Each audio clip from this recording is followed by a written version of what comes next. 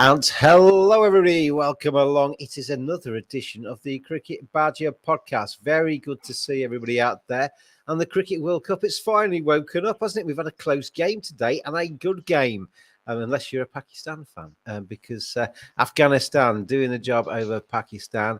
And the World Cup starting to just build up to a crescendo.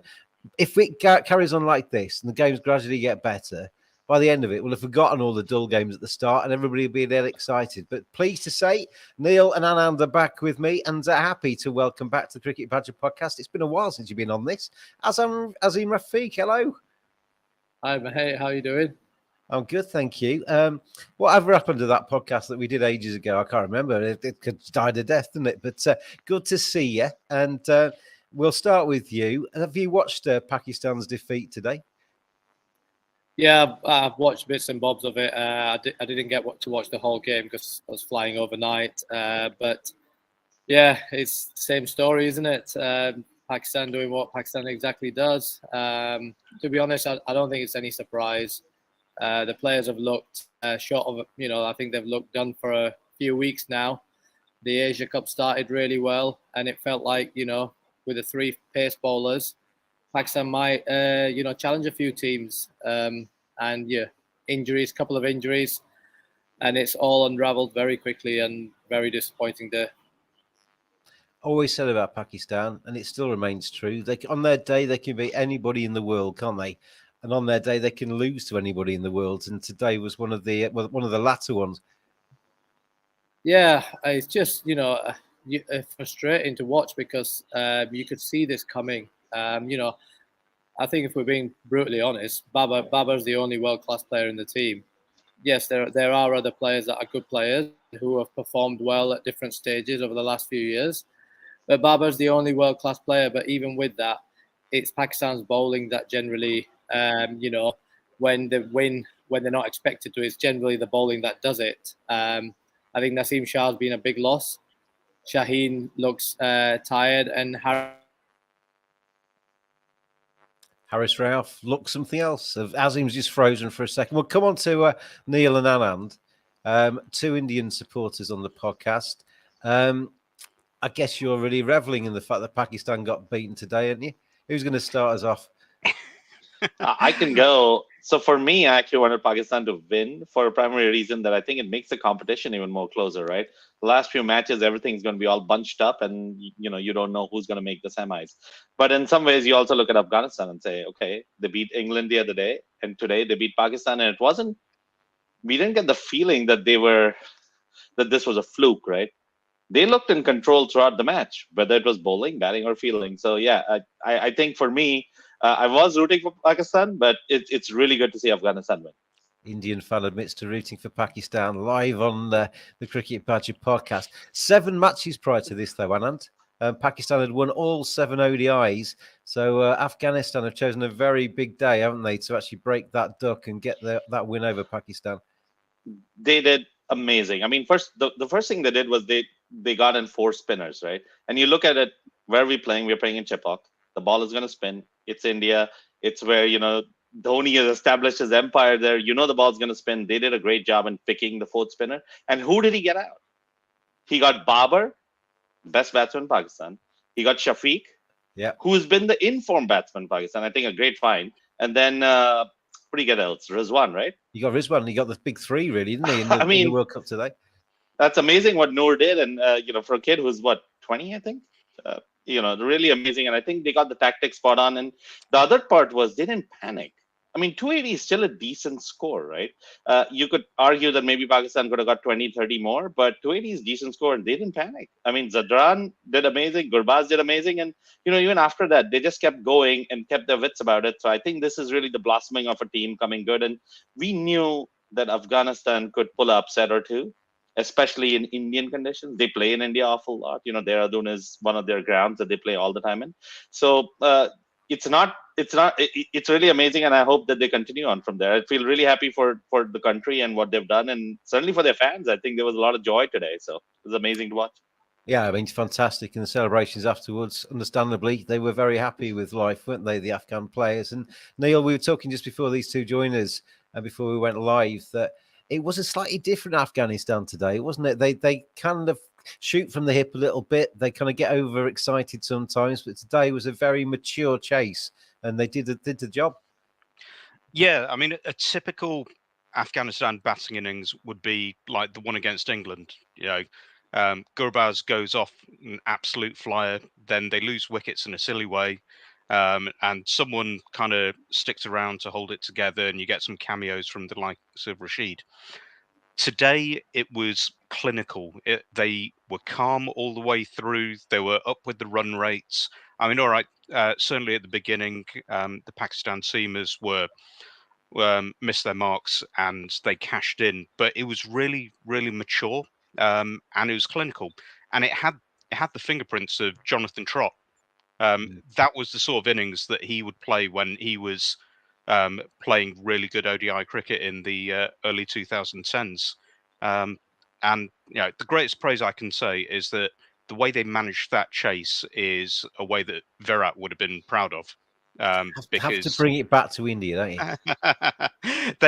It was superbly managed, and usually we see a big rush of blood to the head, but that was just really, really superb, because I thought Pakistan were maybe 20 over par.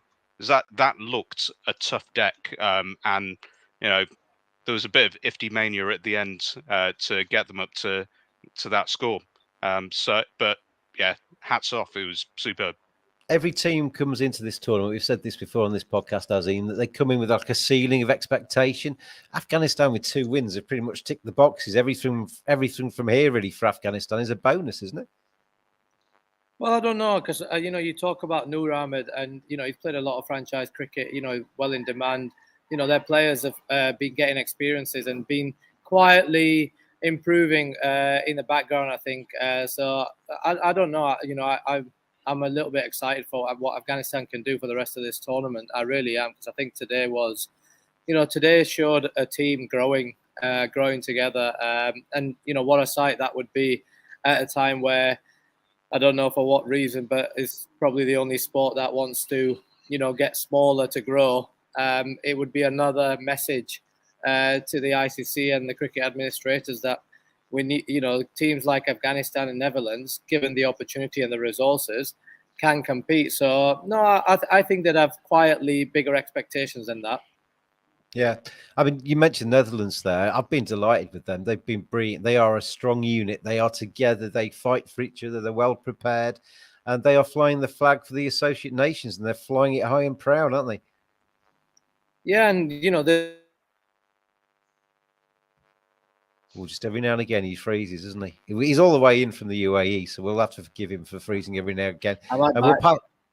Yeah, you're back. Same question. Yeah, then carry on.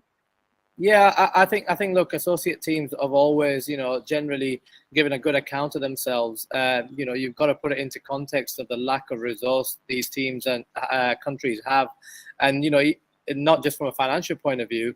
Other teams just don't play them, and you don't get better without playing. So they have to find other ways to get better, and they seem to be doing that.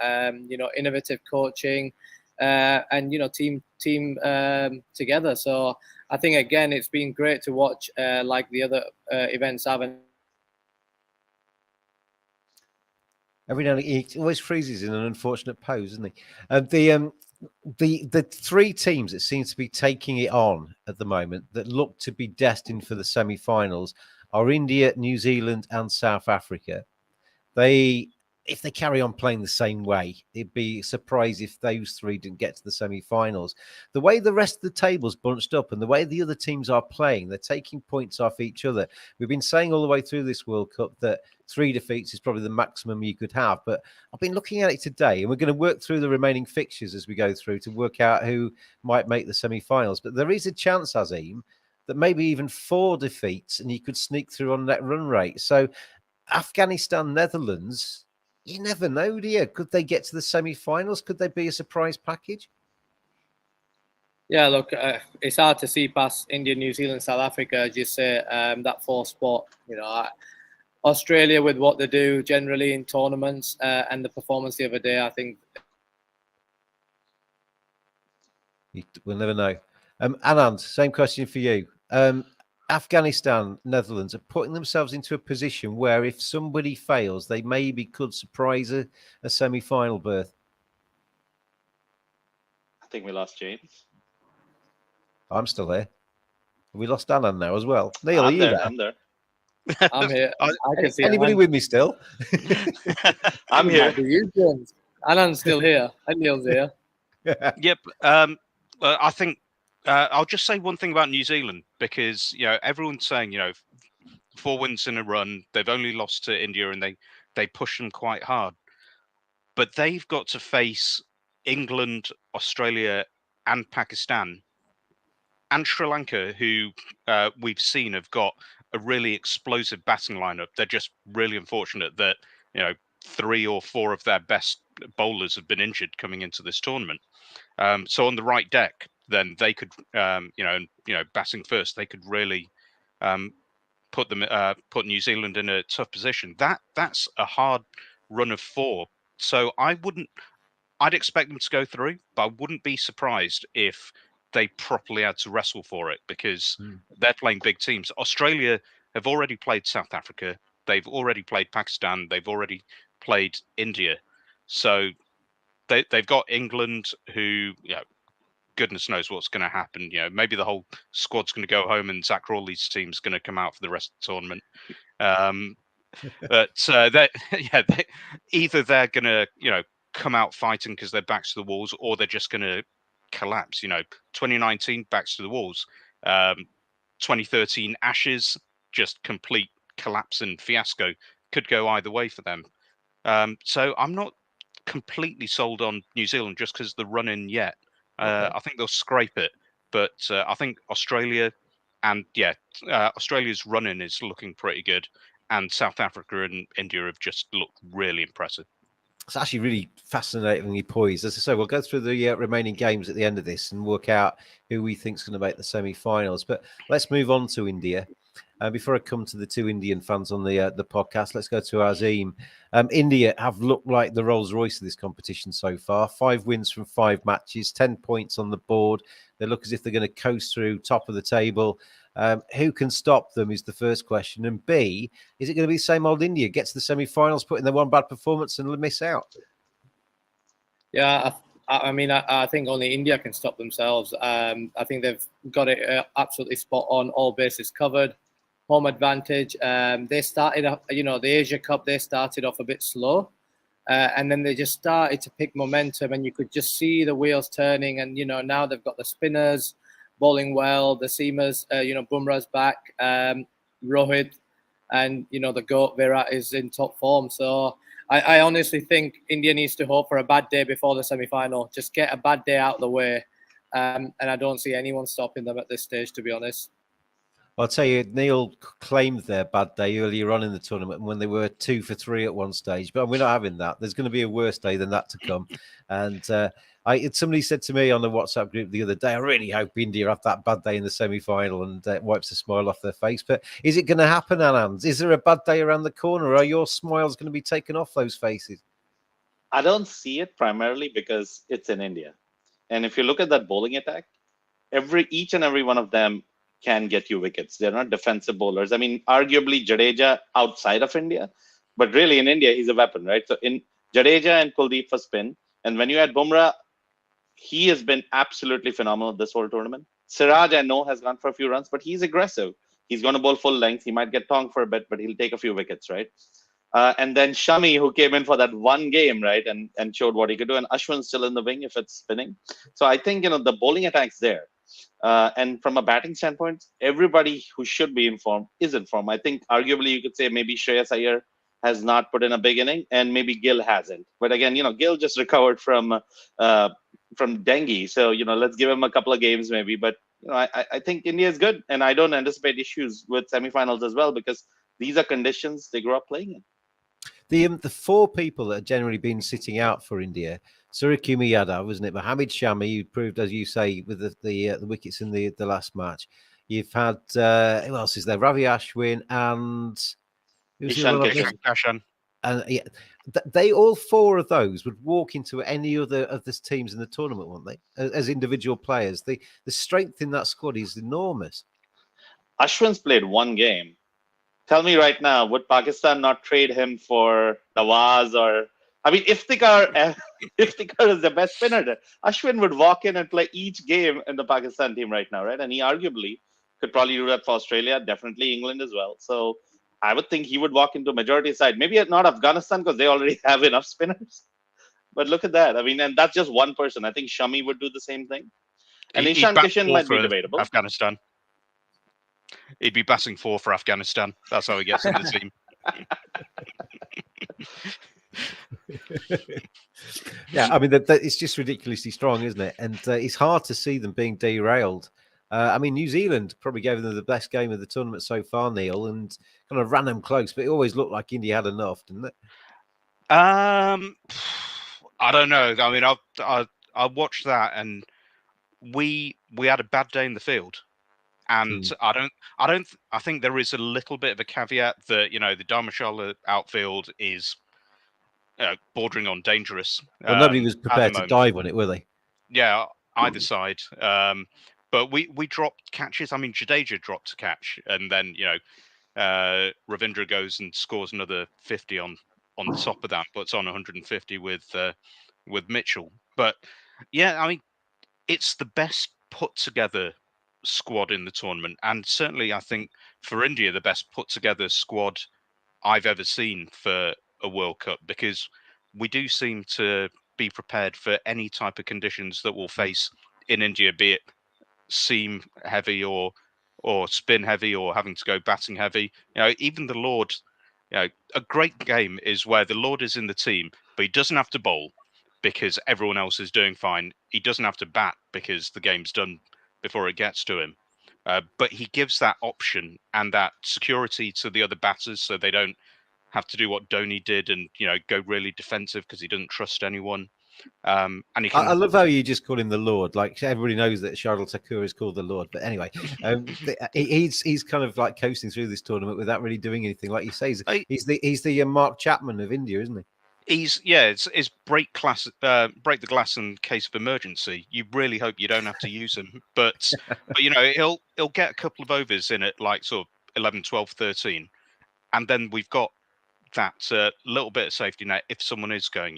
Kuldeep wouldn't have had to bowl his 10 yesterday if Shardul was playing, even though he came back really well in the back five, but Rohit didn't have that option at all, which meant that Mitchell could really go after him as the one guy that they identified that they'd attack.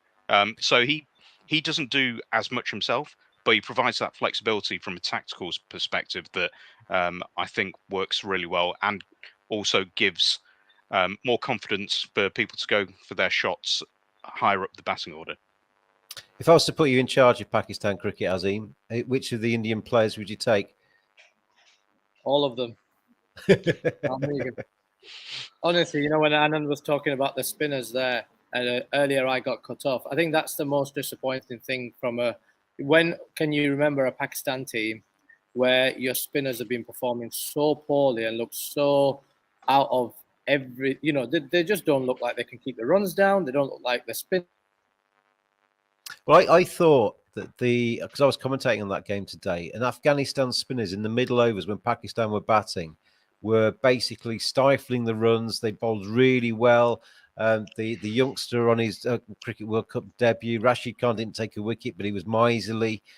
They were brilliant. And then, so I was looking for the Pakistan spinners to do the same to Afghanistan, and they just couldn't do it, could they? Yeah, and it's been happening for a while, and it's I think Baba struggled with captaining them, but I think their mindsets are so defensive. They don't look like trying to take wickets, but I think if you ever get a chance to pick an Indian player for your team, it's always got to be Virat Kohli, hasn't it? Master chaser, just an outstanding cricketer, a goat. Myself and Anand's Mumbai Indians fans, we'd probably take Jasprit Bumrah, wouldn't we? I would have totally gone with Jasprit Bumrah. I think he fits into every team. He's a class bowler. However, I would say this: Pakistan does not need a pacer as much as they need a spinner. So I do agree with Azim there. Afridi has been a little off color. but Shaheen is a fantastic bowler, and losing Naseem early was certainly, and it shows right now. It's been such a huge loss. I mean, Hassan Ali has bowled fine, but man, Naseem is something else. So no, I agree with Naseem, a spinner maybe. After Harris Strauss first over today went for 17, and he was expensive at the start the other day. He seemed desperate to try and get the most expensive ODI analysis of all time, but he didn't have enough overs to spare last time. He only could manage 8, so he never actually threatened the record. But he's been That's one of my biggest frustrations with the whole Mickey Arthur thing, because these guys, there's a World Cup coming. They played the Sri Lankan Premier League. They've played literally everywhere, played every game possible, and there's just been no planning. And I'm just not having that a director of cricket has not been able to workload plan. He's only been around for 8 months for a World Cup, and apparently he picked up the niggle in Sri Lanka and then carried on playing in the Asia Cup when no one's going to remember who won the Asia Cup. And that's where my biggest frustration with this Mickey Arthur, situation, because Pakistan did it before with Misbah and tried to innovate and made him the selector, the head of everything, and just one person dealing with everything. That backfired, and now we've got a coach sat in Derby 3 weeks before a World Cup, while we're playing in the Asia Cup. I just think that's why my frustration comes, Neil, around Mickey Arthur. Well, I was going to ask about that, Azim, because I remember Mohammed Amir, maybe 4 or 5 years ago, basically being played every single game, all 3 formats, until his knee cartilage was just dust. Doesn't the requirement to play your best team in every single game, doesn't that predate Mickey Arthur? And it's just that he doesn't have the political capital to overrule some of the higher ups. But that's definitely a problem. They're gassed, aren't they? I mean, the culture.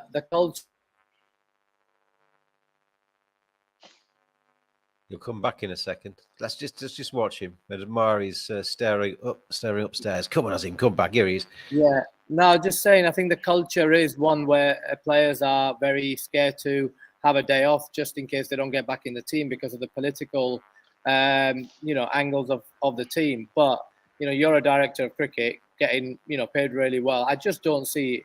Just as I said to you on Twitter, imagine Rob Key coaching a side in Pakistan domestic while England are having the New Zealand series. I think it's absolutely absurd, and I think I'm frustrated that someone like Mickey's even taken that on. But that's where cricket just lets itself down. But I do agree with you. There is, with Pakistan cricket, they're still very much living in the dark ages. I in the last few years I've seen it a little bit close quarters. The medical department, just completely way off the mark. A science way off the mark. Trying to catch up around data. Data in Pakistan cricket is still around. I do love Mickey Arthur though. As soon as something goes wrong on the pitch, they pan across to Mickey Arthur, who's kicking something, he's ripping something up, he's doing something, he's looking grumpy. He's the best reactor in world cricket, Mickey Arthur, because he had plenty to moan about today, and boy was he moaning on the sidelines. Let's move on to England. I mean, we could do 10 podcasts on this. What is wrong with England's team? The 100 in the middle of the season, they've marginalised the 50-over competition to almost a second 11 domestic thing behind the 100. They've been complacent. They've played only a handful of 20-something games or something in ODI cricket since the 2019 World Cup, and most of those games they've not played their first team. They have, you can feel a bit sorry for Josh Buttler, but Josh Butler's got the face on him of the person that was at the end of his Test career at the moment. He's walking around looking grumpy and miserable. I don't see how that motivates players. I don't see how he doesn't strike me as the sort of player that goes into a dressing room and raises spirits when he's walking around looking as grumpy as he is doing. What does Matthew Mott do? I don't think I've ever heard him speak. Where are England going? What's happening? Is it the end of the world, Neil? England have got what they deserved here, because they haven't shown the respect to the format that it deserves. They haven't bothered to play it either at an international level, where they've played about half the games of India and a lot of the other nations since the last World Cup. They've completely sidelined it at domestic level. They believe that T20 performances and attitudes, and I'll include the 100 in that, completely translate. I mean, we saw the huge arguments for between the Harry Brook and Dawid Malan, and in the end it was both, and lose Jason Roy earlier on. But all they could, but they were putting a single century in a domestic T20 competition against 4 ODI hundreds in varied conditions, in really tough situations in Bangladesh and in Australia. Dawid Malan, and they were discounting it completely. They haven't invested in the format and in the same way. And to me, the way that they're looking at the 50 over format is closer to all the World Cups prior to 2019, when they spent 4 years with a laser focus, meticulous planning from Bayliss and Morgan and the people at the ECB working towards it. You know, they play loads of ODIs. They'd tinker with the team. They'd give people a chance and then either back them or discard them. And they ended up with a really honed unit when they came into that World Cup, so that even when they lost a few games to Pakistan, to Sri Lanka, to Australia, they still had complete confidence in the way that they did things. Buttler's just all over the shop. And there's a chamocracy, which there has been in English cricket at the top level in terms of choosing players. You know, he actually came out and said, we're going to back Chris Woakes because he's a class guy, at one point after the Afghanistan game. And I was like, well, yeah, no one doubts that Chris Woakes is maybe the nicest guy in cricket. Doesn't get you in the first 11. Well, on that basis, Neil, you'd have had 100 Test caps, wouldn't you? You'd be, because you're a nice guy. But, I mean, Gus Atkinson's interesting because Gus Atkinson's undoubtedly got talent. He's obviously 2 innings. Two innings list day before he played for England. Exactly. I mean, he's got no experience of 50 over cricket coming into a Cricket World Cup. He sat there and watched from the sidelines for 3 games, and then you throw him in. It's hardly fair on him, is it, Azim, to kind of just take a lad that's not got really any experience at that level and just chuck him into the cauldron and expect him to swim. Yeah, I think there's 2 things with England. One, incredibly spoiled for a period of time under Owen Morgan, and it's gone straight back. It's gone very much quickly back to how it was. And I think the lack of respect and clarity with Owen Morgan's team, you just knew there was so much clarity around personnel, around the style of play. There was times that people would be screaming and saying no, but Owen Morgan was steadfast with his body language and with his words, and that you could see that throughout the team. I think from the minute that they left Brook out, they've just been rabbit in the headlights. And you can go back, you can start England's demise as wherever you want. You can go 2019, and then the lack of respect for the fall. As you freeze, I'll ask you another question as a supplement, because you'll hear it and you'll be back by the time I finish this question. But I just don't get how you can be as complacent and almost as arrogant as England have been, in that they just seem to have the attitude that they know how to play T20. They've got enough experience. They've got World Cup winners in that squad, so they're just going to be able to rock up and it's going to be okay. Well, I think, again, you can go back wherever you want, even the appointments of Matthew Mott. No one to this day knows what he does. And I think, his interview yesterday was uncomfortable viewing. And I think you're right in that, I think they've had this blasé, attitude that we'll just turn up and we'll just bat in an attacking manner and win the game. I think the frustrating thing watching them in the is how timid they've been. And this is where I think leaving out Jason Roy, Jason Roy did more than just the runs. I think for me, the way he batted for England selflessly, whether it was in form or not, took the attack to the opposition, and it scared captains and they scared bowlers, and it created a lot. And for me, I know people, the stats will say otherwise, and there's a lot of Malan fans. For me, Malan and Root can't play in the same team. I think we've swapped messages on this a few times, James. It just changes the style of the outlook of the England team. Even early on in the Morgan era, it wasn't the bowling You know, they always, whatever runs they got, 370, the other team used to get close. It was the out and out attack brutal. And that's where the selection the other day was just bonkers. I mean, completely just changed the style of approach, which shows rabbit in headlights in thinking. And it comes right from the top. I think it comes right from when Brook was left out. Once he was left out, there was no way he should have been picked back in, and it would have shown, you know, we know what we're doing. And all they've shown throughout this last few months is that they don't know what they're doing. And that comes from the lack of respect. I think there's two types of leader, and I think some people, Pep Guardiola is a good example at Man City, terrific manager in a Rolls Royce of a team where he's got investment money, and there's a big, it's not an easy task to maintain excellence and to keep Man City at the very, very top of the game. That's a task in itself, and he does that very well. And you can get captains of cricket teams where the captain's got all of the tools, he's got all of the players. There's a lot of chats, obviously, off the park. A lot of T20 field placings are decided before you get out there, aren't they? You're not kind of reacting whilst you're on the park. I think Josh Buttler's in that kind of category as a captain. I think Ben Stokes and a few others are in the category of a person that can walk into a dressing room and lift it and actually tell people they're better than they are and get people to actually fight. I'll follow you through that brick wall. I don't think Josh Buttler is that, Azim. Am I wrong? I think Josh, look, obviously, I'm a little bit biased here. Well, you played with him at England under-19 level, didn't you? So I'm actually probably slagging off one of your friends there. Well, no, I mean, look, I've not spoken to Josh for a very long time. I'm just as a character, I think that's a bit harsh. Personally, I think he's been let down. I think he's given the vibes of Joe Root at the end of his Test captaincy. But there's been no support. You know, they've not had the best team. They've had and I think the coach is clearly, not adding a lot. And I don't know how much this has played, but how well the Test team has done, and having Stokesy around, whether that has, weighed down on Josh a little bit. But I've picked up body language of some of the other players and some of the senior players, and having shared a dressing room with some of them.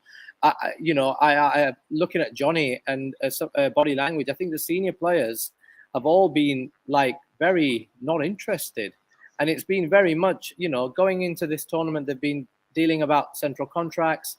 There's a lot of riches at play, and I feel like the England players are not really that interested in actually genuinely playing for England anymore. Anand, let's come to you on England. Anything to add to what's been said already? I would like to refute all the points made here. What are we talking about? Have you looked at the number of ODIs played by all teams from 2019 just to 2023? before you carry on, Anand, explain to Azim that of everybody on this podcast, we're all doom and gloom about England. Anand sitting in America as an Indian fan, he's positive about England. It's mad. Well, let's bring up a couple of things, right? Nobody's playing ODIs. England played 42 ODIs between 2019 and 2023. So after the World Cup in 2019, the first ODI that England played was in 2020. And then they played 42 overall ODIs. How many has South Africa played? I'll help you. 40. I'll come back at you. Maybe South Africa and some of these other countries that have played only a few ODIs have actually taken those seriously and played their first team and actually used them as genuine preparation for a big tournament that's coming up in a couple of years' time. England, Ireland, just at the end of the summer, they played the Lions effectively in that series. What was the point of that? That's three of your ODIs there that meant nothing in terms of preparation for this Cricket World Cup. They travelled abroad to, was it Bangladesh? And they played a B team there. They count in the number of ODIs played in the last 4 years. None of Root, Buttler, etc. were playing in that side. They were pointless ODIs. I think it's more the attitude. I think it's more the attitude. From the moment of the appointment, you know what, we're fine in white ball cricket. We're just gonna Matthew Mott's just gonna transition us into continuously win. And I think I think that the disrespect. We knew where he was going. The disrespect to the format, and I totally agree. The disrespect to the format. Come back, international players don't actually play a lot of domestic cricket, so it's not about. This is not from 100 point of view at all. Actually, for me, I actually don't think that with the riches that some of the players can attract now, I actually don't think that they have any interest in playing this format. And, you know, some of the fringe players have shown that as well by picking some of the T20 leagues. Nothing against the players, but that's going to catch up on you because 50-over cricket is actually very, very different to T20. And, you know, there's acute strategies and skills. I don't think we're going to be playing 50-over cricket for very much longer at international level, I have to say. 8 more years think- at least. 8 more years at least. They've got the next 2 World Cups in, and they're selling the rights. I think when people say that, and I saw George had written an article which I haven't had a chance to read yet, saying that they're discussing it. What we forget is that every single country, apart from maybe 3 or 4, is reliant on ICC revenue distribution to break even. Now, that ICC revenue distribution is all the money from the TV rights for the ICC tournaments, the majority of which is the TV and digital rights for the Indian region. And you get 8 hours of advertising. Some people have shown screenshots of the domestic Star Sports broadcast, where they've actually got like advertising banners along the left-hand side and at the bottom, and then you've got the screen in a cutout box. The advertising is massive, and without that level of something else coming in with that level of revenue, then I know that most people don't care about the 90 other sides that can only play T20s and ODIs and aren't allowed to play red ball, but they'll go under. So I don't, for all that, you know, the ECB don't care about 50 overs because it's, you know, it's going in the way of their own domestic competition. There's a long way before the international community can get rid of the format unless they replace it with something of equal revenue. It could become a 40-over, though, couldn't it? Can they? I don't think they can they, Neil? It's. I think it's very ECB lens or English cricket. It could become a 40-over, though, couldn't it? They could change. They could adapt an ODI. But what's special about 40 overs? You're just essentially talking about two T20s, right? I think you look at the format and say, what else can we do to make it a bit more exciting? Can you use the 2 balls tactically? Like one side, we use 2 new balls right now. Can we then use 1 ball where it's, and at the start, and then use the second ball later? There are tactics that can be added in there. Super subs can be looked at. There are things that can be done to make this exciting. I think that looking at making it 40 overs just reduces it, but it's essentially 2 T20s. And, what's the point of that?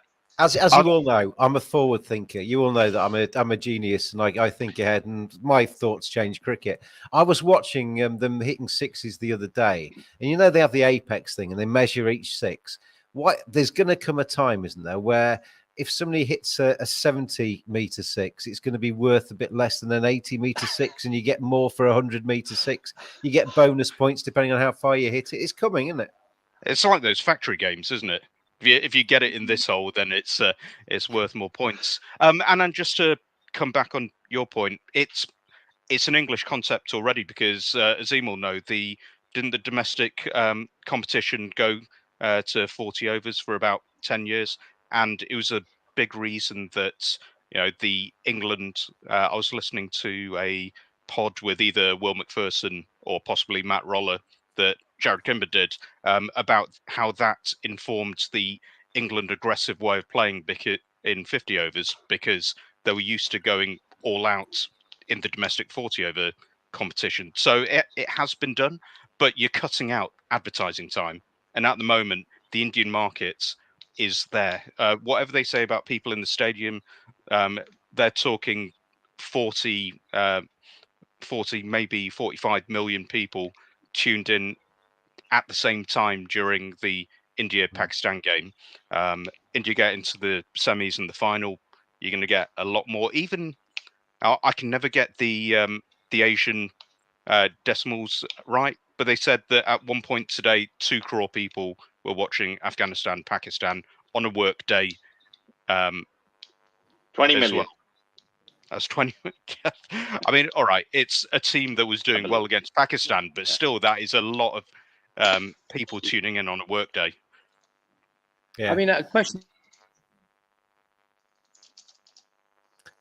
We're going to move on from this. I'm really. I've started to actually really enjoy this World Cup. It's getting better, I think, as it goes on. But I think we should stop. Anand mentioned this on the WhatsApp group before we came on, and I think he's dead right because Bishan Bedi died today, and I think we should just have a line on him because 77 years old. But what a player! I'm old enough to be able to remember. I'm just seeing the very end of him, I think it was 266 test wickets at 1,560 first class wickets, 7 in ODIs as they just became into being right at the end of his playing career. But let's start with you, Anand. Bishan Bedi, quite a very slow spinner, wasn't he? They wouldn't have liked him these days because he bowled too slow, but had so much control, so much about him, and genuine legend of the game.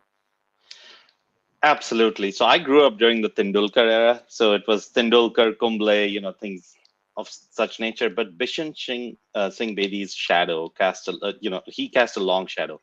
Each and every spinner would still talk about going and talking to Bishan Singh Bedi. All the left armers did it, but also leg spinners. Kumble talks about how he would go to Bishan Singh and talk about his craft. And you think about Kumble versus Bishan, right? You watch Bishan run in, there's this beautiful rhythmic run up, and he's literally tossing that ball up, and you're seeing that dip, that spin, that guile that he would have. And Kumble is the exact opposite of that, and he was still reaching out to him, right?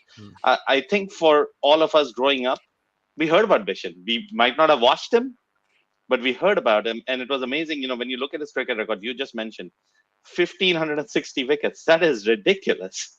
And also, if you look at his test record, he's taken wickets everywhere. I think in Australia, in finger spin in Australia, we know apart from Lyon, who's really done well, I think Bishan averages 28 in Australia in tests played there.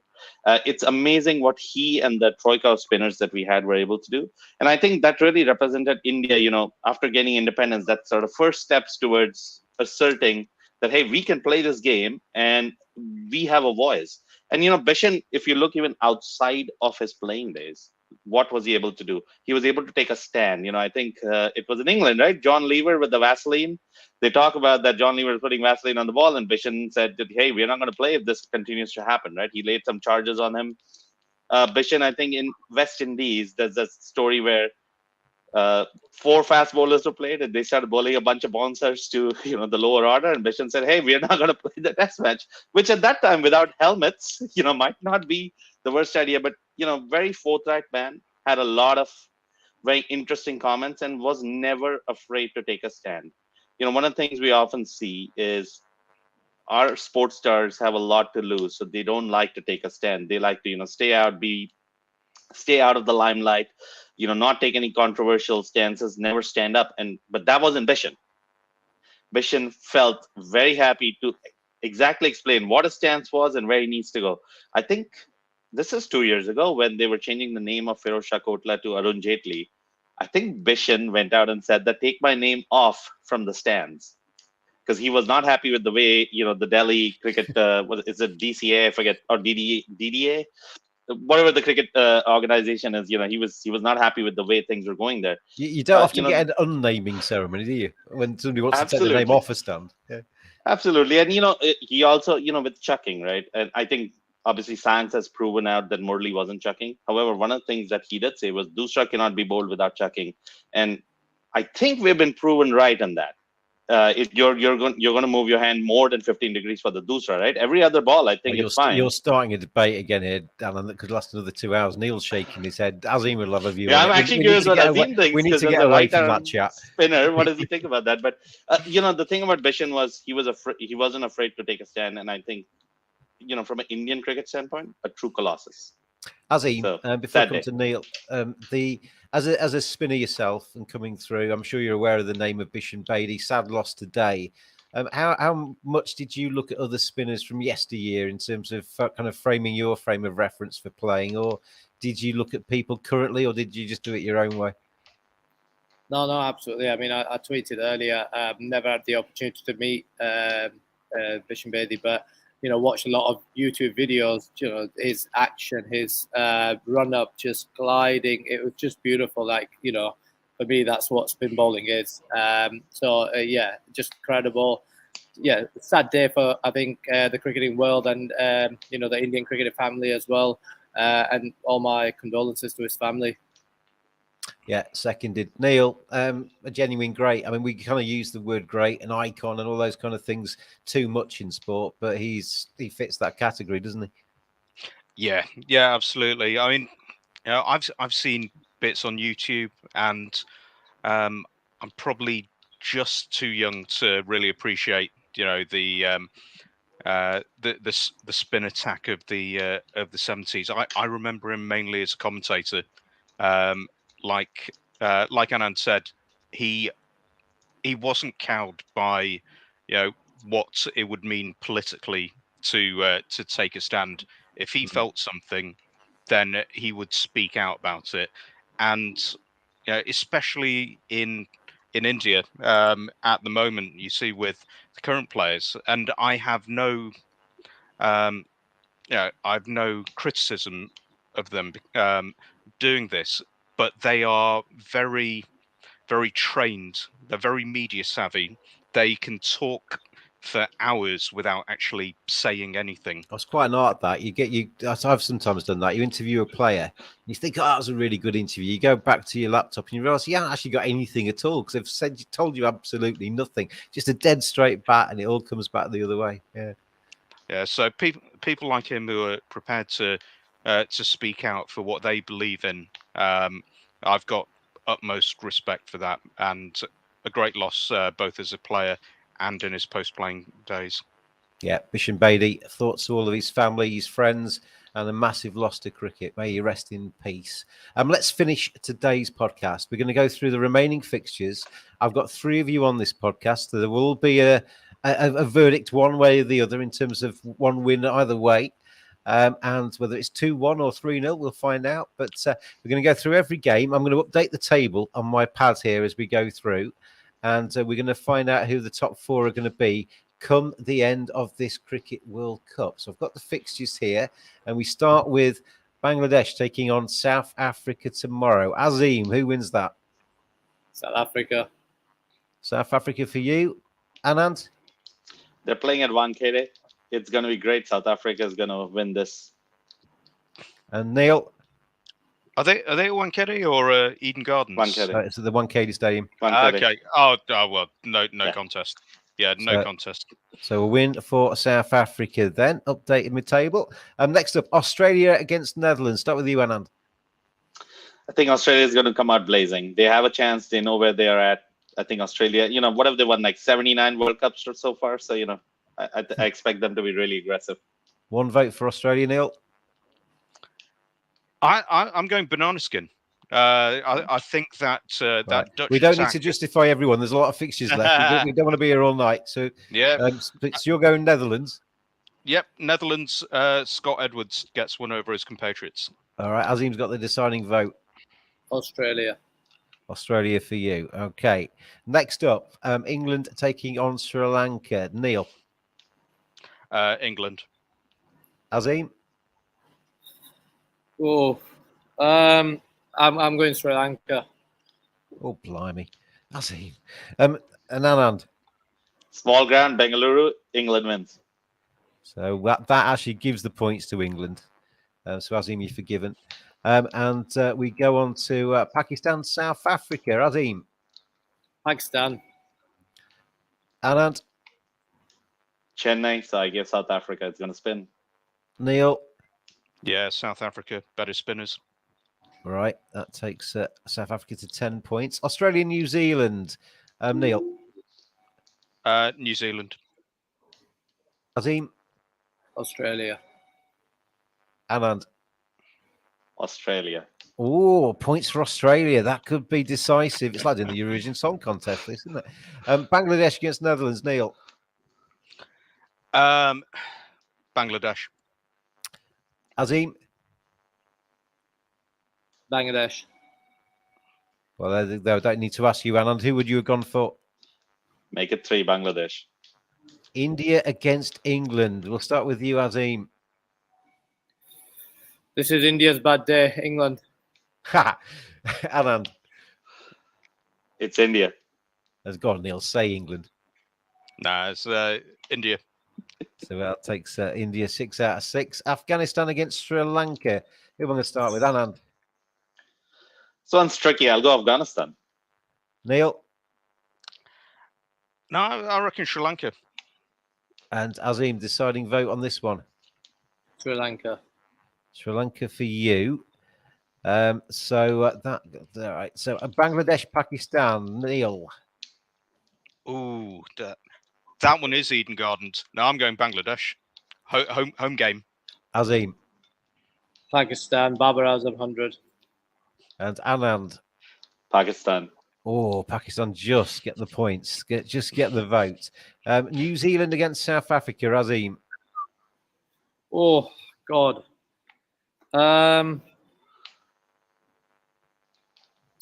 New Zealand. Anand. I'll go South Africa. Neil. New Zealand.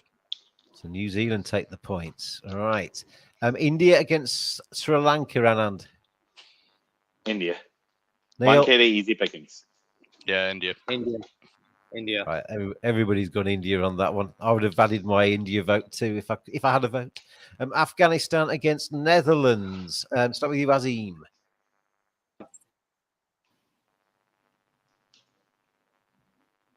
Afghanistan. Afghanistan for you, Anand. Yeah. Would love to see Netherlands, but I think Afghanistan. All right, that's 6 points onto 6 points for Afghanistan. New Zealand against Pakistan. Neil. New Zealand. Azim. Oh. Pakistan. Anand. Pakistan. New Zealand.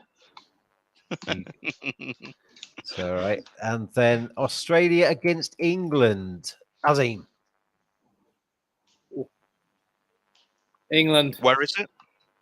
England. For Ahmedabad. That's Ahmedabad, yeah. So England for Azim. Anand. Straya takes it. Neil. Yeah, Australia. Oh, that's England out, isn't it? That's England out. They're gone.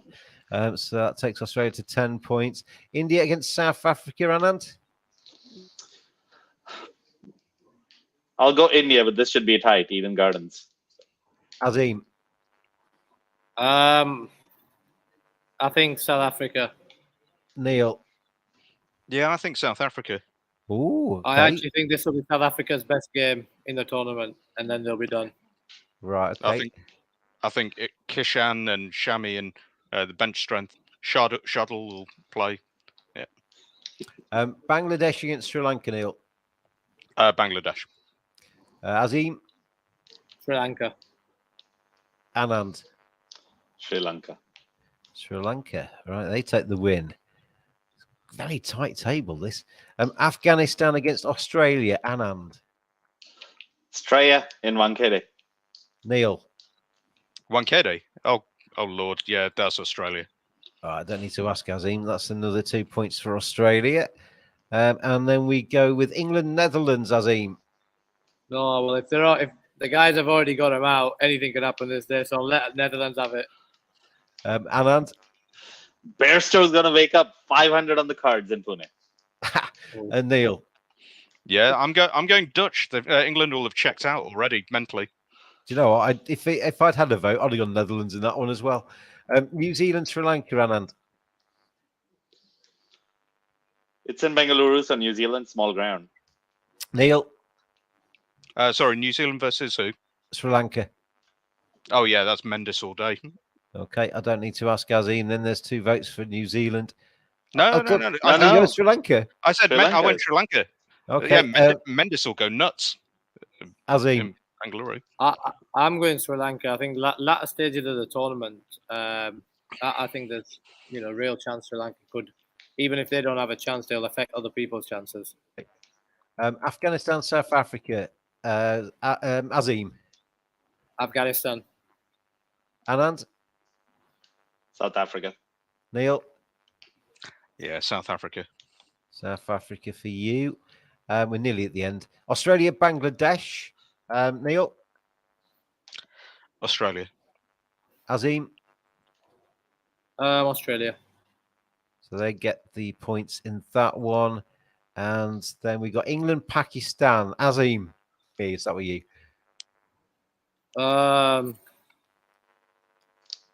England. England. Anand, I'll go with the neighbors, Pakistan. Neil. Yeah, Pakistan. Oh, blimey. England are having a really bad time. And the final match of the group stages sees India taking on Netherlands. Is this going to be the bad game, Anand? This is the banana peel game. I'm going Dutch here. No, I'm kidding. India's going to make it. India, Neil? India.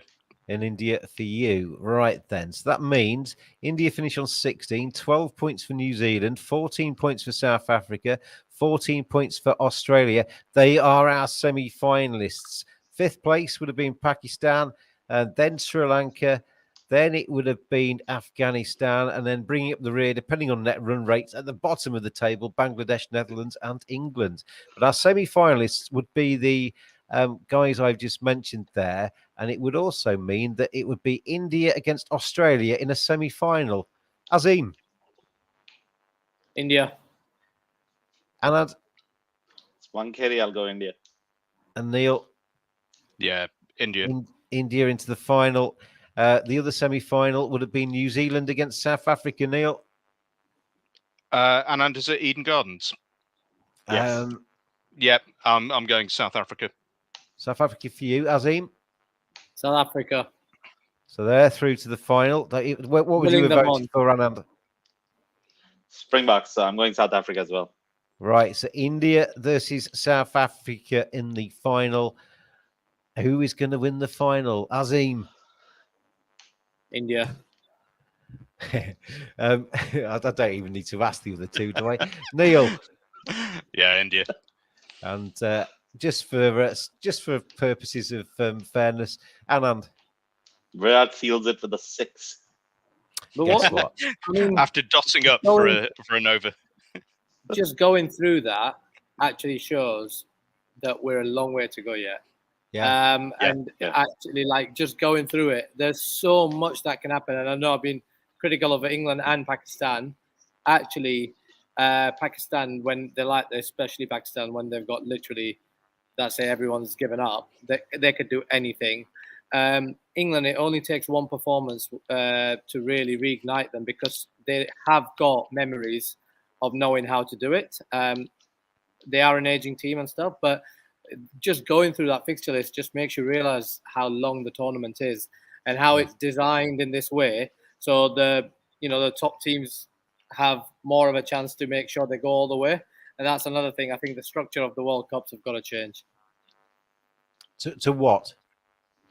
I think there's got to be where there's a bit more knockout. And if there is an upset, then it really puts your position. At the minute, if you lose a game, it's fine. You know why that is, don't you? Yes, you know why that is. That all dates back to 2007, mate, when India lost and they got knocked out in the group stages, and they can't afford to have India going out early. That's the only reason it's like it is now. Yeah, no, absolutely. I know that, and that's what I mean. But it's making for a game that's, a format that is designed to get the best teams towards the end. But if we're gonna again, look at the wider picture within the game, it'll be way more exciting for us. So getting interested towards the end, we'd be interested from the offset if we knew that actually, one slip up and you're really fighting against it. Yeah. Afghanistan knocking out Pakistan today for sake of argument. It'd have been an even bigger story, wouldn't it? Yeah, Netherlands the other day, it would have meant a lot more, and it would have been, it would have made a better spectacle. It might have made a little bit less money, but it would have made a better spectacle. I should say thank you to manscaped.com for their support of this podcast. They're our sponsors as we go through the Cricket World Cup. That brings us, gents, to the end of tonight's programme. I've nearly gone dead on an hour, which I'm quite impressed with. We don't usually do that, do we? Neil and Anand and Azim, thank you very much indeed for joining me, gents, this evening. I will talk to you all soon, I am sure. And out there, everybody, thank you for watching. Stay tuned to the Cricket Badger podcast as we go through the rest of this Cricket World Cup. And we will see you again very soon indeed. Cheers, everybody.